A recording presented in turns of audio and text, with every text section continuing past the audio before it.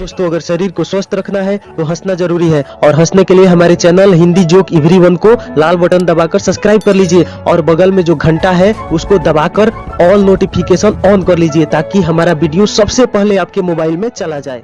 एक गार्डन में शादी का खाना चल रहा था। 3 भूखे काले कुत्ते खाने की जुगाड़ में दूर खड़े योजना बना रहे थे, किंतु पुराने अनुभवों के कारण किसी की हिम्मत नहीं हो रही थी। बड़ी देर सोच विचार के बाद एक ने हिम्मत दिखाई, पिछवाड़े के गेट से घुस गया अंदर। हलवाई ने देखा फिर क्या था, डंडा उठा के लगा दनादन देने। पिट पिटा के जब वो आपस पहुंचा तो दोनों ने पूछा खा आए? सोचा सच बोलूंगा तो बड़ी बेइज्जती हो जाएगी। नंबर 1 कुत्ता बोला हाँ भाई खा आया, बड़े भले लोग हैं, वो खुद ही खिला रहे हैं, क्या मन से खिलाया है। सुनकर नंबर 2 में हिम्मत भी आ गई, भागा टेंट की तरफ, निर्भीक घुस गया अंदर। हलवाई ने देखा साला इतना डंडा खाने के बाद फिर भी आ गया। सेम कलर होने के कारण हलवाई कंफ्यूज था। हलवाई ने खौलते पानी से जग भरा और दे मारा। बाहर नंबर 3 ने पूछा तुम भी खा आए? नंबर 2 बोला कुछ मत पूछो भाई, गर्मा गर्म दे रहे हैं। नंबर 3 तो लात टपकाता स्पीड में भागा और घुस गया। हलवाई ने देखा साला इतने डंडे खाने के बाद, खौलते पानी से नहाने के बाद भी फिर आ गया। सेम कलर होने के कारण हलवाई कंफ्यूज था। हलवाई बोला गेट लगा दो, घेर लो साले को चारों तरफ से और लगा बरसाने दे दनादन। जैसे तैसे जान बचा के बेहाल पहुंचा। दोनों ने पूछा खा आए? नंबर 3 कुत्ता बोला हाँ भाई खा आया, बड़े भले लोग हैं, तबीयत से खिलाया। अरे वो तो आने ही नहीं दे रहे थे। पति पत्नी चाय की चुस्कियों के साथ अखबार पढ़ रहे थे। पत्नी को एक चटपटी खबर दिखी तो उसने पति से कहा खबर छपी है कि एक 80 साल के कुंवारे बूढ़े ने शादी कर ली। पति ठंडी सांस भरते हुए बोला बेचारे ने लगभग पूरी जिंदगी समझदारी दिखाई पर बुढ़ापे में बेवकूफी कर ही दी। एक राजमहल में काम वाली और उसका बेटा काम करते थे। एक दिन राजमहल में काम वाली के बेटा को हीरा मिलता है। वो माँ को बताता है। काम वाली होशियारी से वो हीरा बाहर फेंक कर कहती है ये कांच है, हीरा नहीं। काम वाली घर जाते वक्त चुपके से वो हीरा उठा के ले जाती है। वह सुनार के पास जाती है। सुनार समझ जाता है इसको कहीं मिला होगा, ये असली या नकली पता नहीं, इसलिए पूछने आ गई। सुनार भी होशियारी से वो हीरा बाहर फेंक कर कहता है ये कांच है, हीरा नहीं। काम वाली लौट जाती है। सुनार वो हीरा चुपके से उठाकर जौहरी के पास ले जाता है। जौहरी हीरा पहचान लेता है। अनमोल हीरा देखकर उसकी नीयत बदल जाती है। वो भी हीरा बाहर फेंककर कहता है ये कांच है, हीरा नहीं। जैसे ही जौहरी हीरा बाहर फेंकता है उसके टुकड़े टुकड़े हो जाते हैं। यह सब एक राहगीर निहार रहा था। वह हीरे के पास जाकर पूछता है काम वाली और सुनार ने 2 बार तुम्हें फेंका तब तो तुम नहीं टूटे, फिर अब कैसे टूटे? हीरा बोला काम वाली और सुनार ने 2 बार मुझे फेंका क्योंकि वो मेरी असलियत से अनजान थे, लेकिन जौहरी तो मेरी असलियत जानता था, तब भी उसने मुझे बाहर फेंक दिया। यह दुख मैं सहन नहीं कर सका, इसलिए मैं टूट गया। ऐसे ही हर मनुष्यों के साथ भी होता है। जो लोग आपको जानते हैं उसके बावजूद भी आपका दिल दुखाते हैं, तब यह बात आप सहन नहीं कर पाते। इसलिए कभी भी अपने स्वार्थ के लिए करीबियों का दिल ना तोड़ें। हमारे आसपास भी बहुत से लोग हीरे जैसे होते हैं, उनकी दिल और भावनाओं को कभी मत दुखाए और न ही उनके अच्छे गुणों के टुकड़े करिए। अगर ये जोक पसंद आए तो एक लाइक जरूर ठोकिए। वाह मोदी जी वाह वाह। एक राजा के दरबार में एक अजनबी इंसान नौकरी मांगने के लिए आया। उससे उसकी काबिलियत पूछी गई तो वो बोला, मैं आदमी हो या जानवर, शक्ल देखकर उसके बारे में बता सकता हूँ। राजा ने उसे अपने खास घोड़ों के अस्तबल का इंचार्ज बना दिया। चंद दिनों बाद राजा ने उससे अपने सबसे महंगे और मनपसंद घोड़े के बारे में पूछा तो उसने कहा नस्ली नहीं है। राजा को हैरानी हुई। उसने जंगल से घोड़े वाले को बुलाकर पूछा। उसने बताया, घोड़ा नस्ली तो है पर इसकी पैदाइश पर इसकी माँ मर गई थी। ये एक गाय का दूध पीकर उसके साथ पला है। राजा ने अपने नौकर को बुलाया और पूछा, तुमको कैसे पता चला कि घोड़ा नस्ली नहीं है? उसने कहा, जब ये घास खाता है तो गायों की तरह सर नीचे करके, जबकि नस्ली घोड़ा घास मुंह में लेकर सर उठा लेता है। राजा उसकी काबिलियत से बहुत खुश हुआ। उसने नौकर के घर अनाज, घी, मुर्गे और अंडे बतौर इनाम भिजवा दिए और उसे रानी के महल में तैनात कर दिया। चंद दिनों बाद राजा ने उससे रानी के बारे में राय मांगी। उसने कहा, तौर तरीके तो रानी जैसे हैं लेकिन पैदाइशी नहीं है। राजा के पैरों तले जमीन निकल गई। उसने अपनी सास को बुलाया, मामला उसको बताया। सास ने कहा, हकीकत ये है कि आपके पिताजी ने मेरे पति से हमारी बेटी की पैदाइश पर ही रिश्ता मांग लिया था, लेकिन हमारी बेटी 6 माह में ही मर गई थी।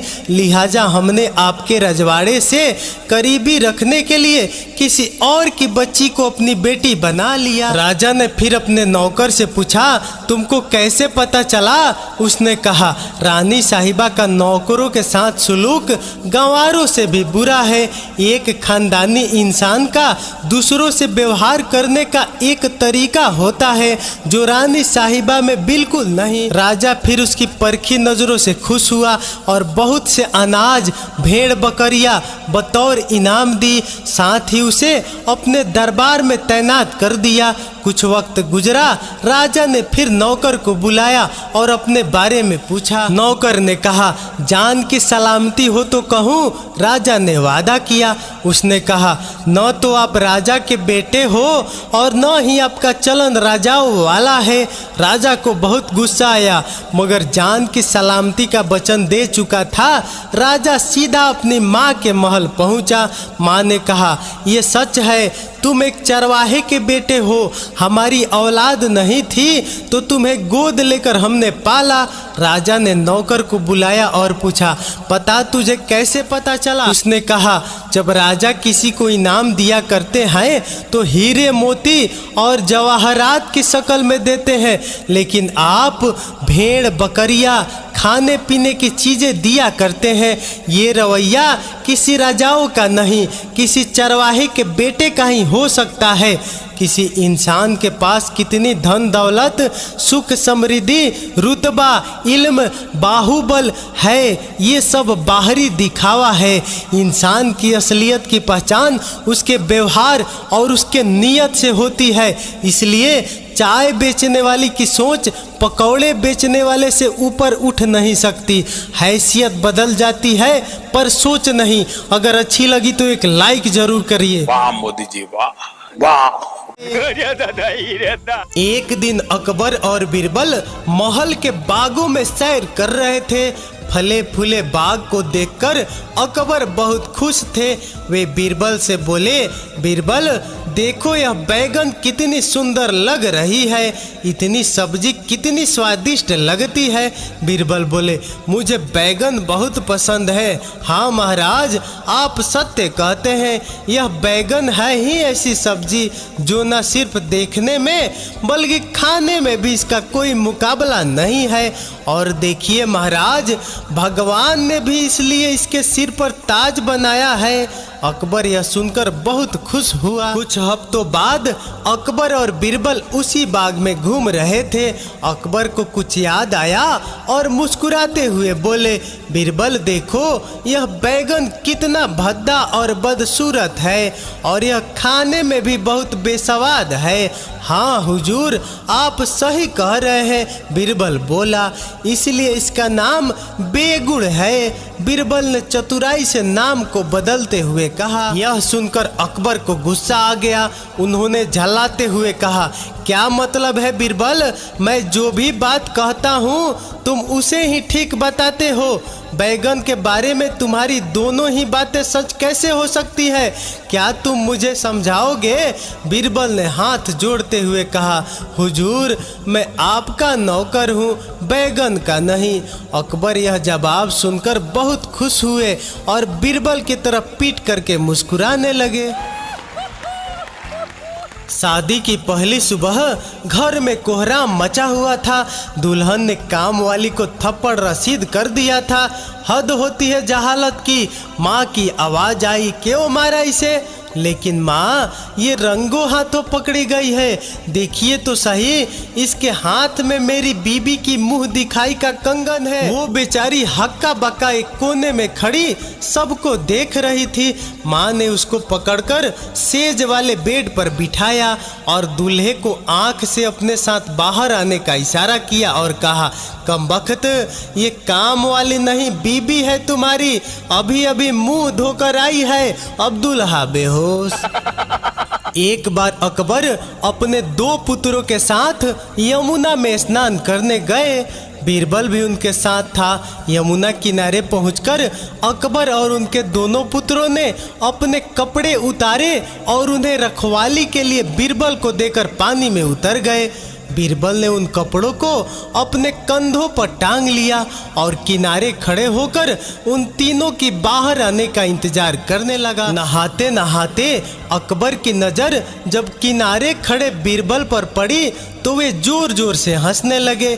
बीरबल अकबर को यूं हंसता देख हैरान हो गया और पूछ बैठा, हुजूर आपको किस बात पर इतनी हंसी आ रही है। इस पर अकबर ने कहा, बीरबल तुम्हें देखकर ऐसा लग रहा है मानो धोबी का गधा कपड़ों को लाद कर खड़ा है। यह कहकर अकबर और जोर जोर से हंसने लगे। बीरबल भी कहाँ पीछे रहने वाला था, उसने भी तपाक से उत्तर दिया, हुजूर धोबी के गधे के पास तो एक गधे का बोझ होता है, लेकिन मुझे देखो मैं तो 3-3 गधों का बोझ उठाए खड़ा हूँ।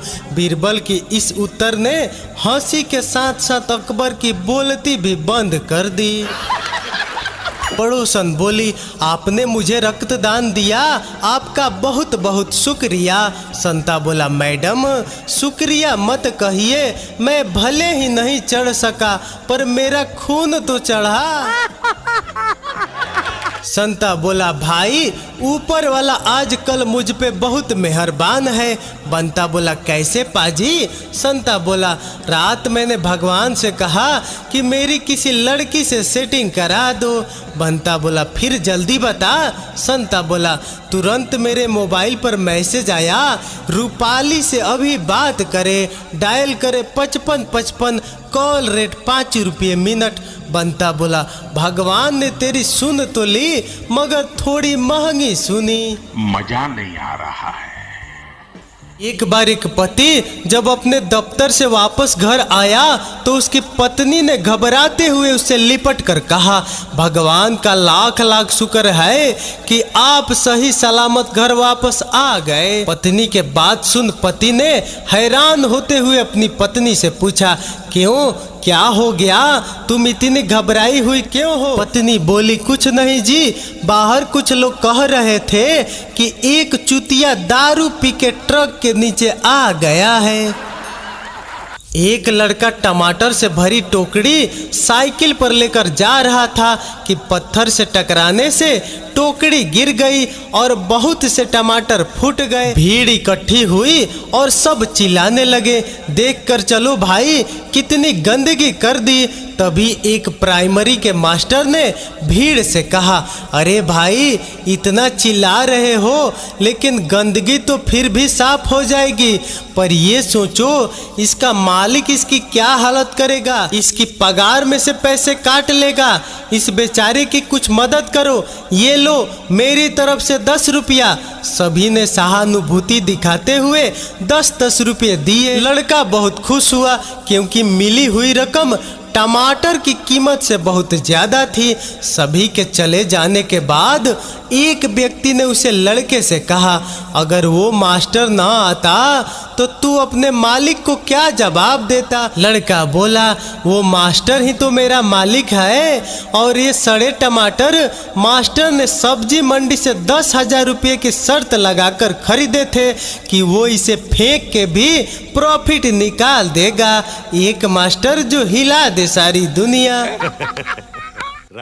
एक आदमी बोट से कहीं जा रहा था।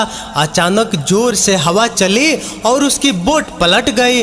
उसे तैरना नहीं आता था। वो प्रार्थना करने लगा, भगवान अगर मुझे बचा लिया तो मैं गरीबों में 21 किलो लड्डू बांटूंगा। फिर जोर से हवा चली और एक बड़ी सी लहरें उसे जमी पे ले गई। वो खड़ा हुआ और हंसते हुए ऊपर देख के बोला, हा हा कैसे लड्डू, कौन से लड्डू। फिर जोर से हवा चली और एक बड़ी लहर ने वापस पानी में खींच लिया। वो फिर चिल्ला के बोला, मतलब मैं पूछ रहा था बेसन के या बूंदी के।